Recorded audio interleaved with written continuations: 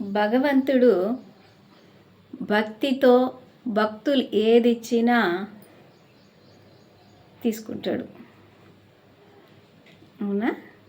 ప్రేమతో ఏదిచ్చినా తీసుకుంటాడు. విలువైనది విలువ లేనిది అనేది కాదు, ఏదైనా. ఎలా అంటే ఒక అవ్వ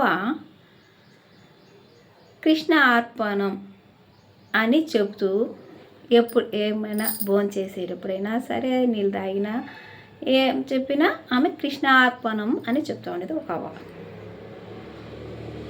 అలా భోంచేస్తున్నప్పుడు, తాగేటప్పుడు, పడుకునేటప్పుడు ఏదో ఆమె కృష్ణ అర్పణం అని చెప్పుకుంటూ ఉండేది.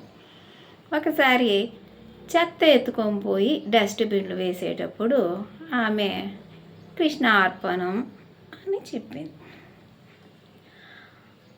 అప్పుడు నారదుడికి కోపం వచ్చి, చెత్త వేసేసి కృష్ణార్పణం అంటున్నావే, నీకు బుద్ధి ఉందా అని చెప్పి నారదుడు ఆ అవ్వని చెంప పైన ఒక దెబ్బ వేశాడు. ఆ అవ్వ నొప్పికి కృష్ణార్పణం అని మళ్ళా చెప్పింది.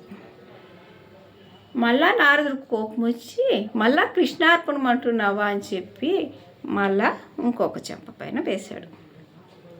మళ్ళా అవ్వ కృష్ణార్పణం అని చెప్పి ఏడ్చుకుంటూ వెళ్ళిపోతుంది. అప్పుడు నారదుడు కూడా గబగబాని కృష్ణుడి దగ్గరికి వెళ్తాడు. వెళ్తే కృష్ణుడు ఎదురుగా వస్తూ ఉంటాడు, ఏడ్చుకుంటూ బొగ్గలంతా వాసిపోయి ఎర్రగైపోయి వస్తున్నాడు కృష్ణుడు. నారదుడు చూసి, ఏం కృష్ణ, ఏమైంది అన్నాడు. ఏం నారద మహర్షి, నీకు తెలీదా? నువ్వే కొట్టేసి నన్ను అడుగుతున్నావు, మళ్ళీ ఏమైంది అని అడుగుతా.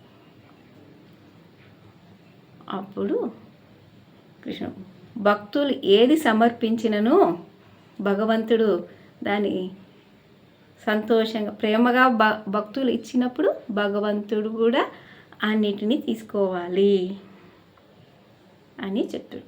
కాబట్టి భగవంతుని ప్రార్థించండి.